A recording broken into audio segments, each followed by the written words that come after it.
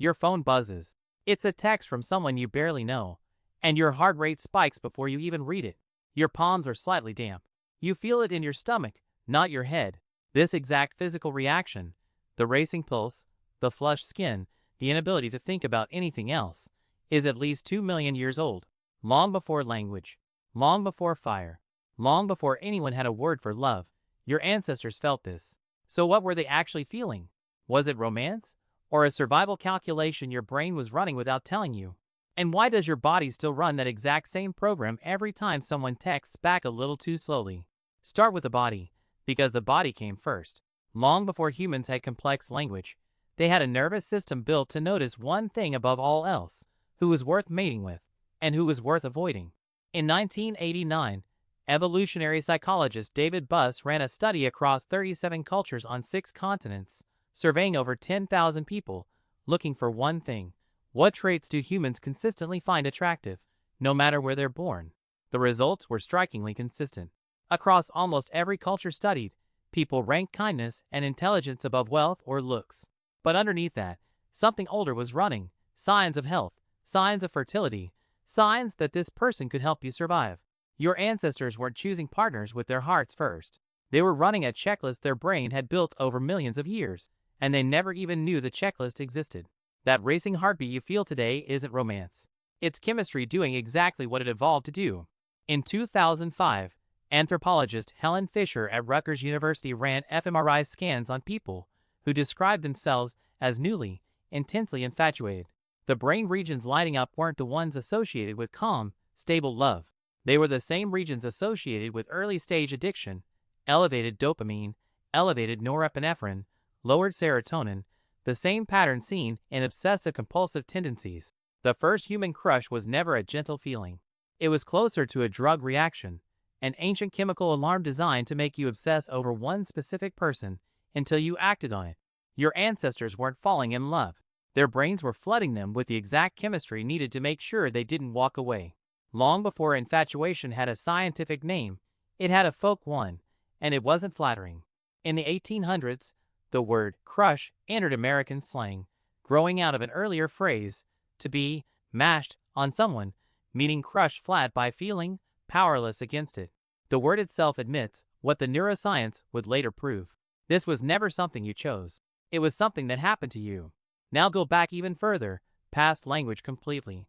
Anthropologist Owen Lovejoy proposed in 1981 that early hominins, like Australopithecus, walking upright over 4 million years ago, show physical evidence of pair bonding. Their canine teeth had shrunk dramatically compared to other primates, a trait linked in many species to reduce male-on-male competition and increase cooperative bonding between partners. Something in your ancestors' bodies was already changing shape around the idea of choosing one person and staying close to them. The crush may be older than the human jaw as you know it today. There's a chapter here that has nothing to do with looks at all, and everything to do with smell. In 1995, biologist Klaus Wedekind at the University of Bern ran what became known as the 20 t-shirt study.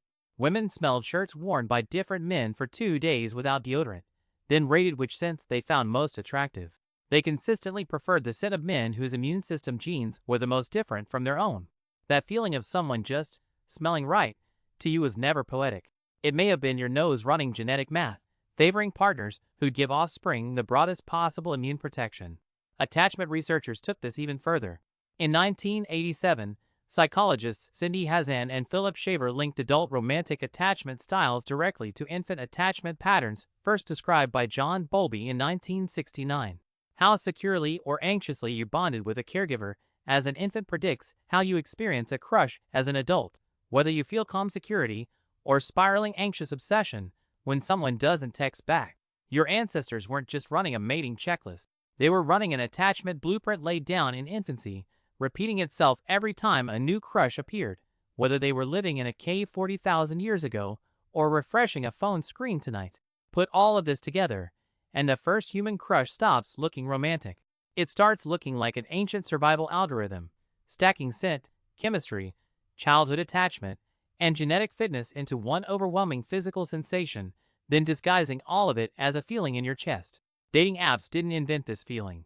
They found the oldest switch in the human brain and built a machine specifically designed to flip it, over and over, Every few seconds, with a swipe. Every match triggers the same dopamine circuit Fisher found in her scanner.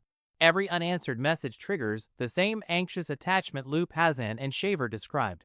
You're not weak for checking your phone 40 times waiting for a reply. You're running 4 million years of inherited wiring on a device built specifically to exploit it. So consider what you've been calling a flaw. The racing heart, the obsessive thought, the inability to focus on anything after one interaction with someone new. You've probably called this being dramatic, or too much, or not having control over your own emotions. But what if it was never a malfunction at all? What if it's the single oldest, most reliable survival mechanism your ancestors ever developed, still running exactly as designed, in a body that hasn't had time to update itself for smartphones? What if the very thing you've been embarrassed by is proof that some part of you is still 4 million years old, still scanning every new person for scent, safety, and survival, exactly the way it was built to? Your phone buzzes again. Your heart still races before you read it. And now you know it was never really about the message at all. It's a signal your body has been sending since long before anyone alive had a name for it. A signal that never stopped working because it was never broken in the first place.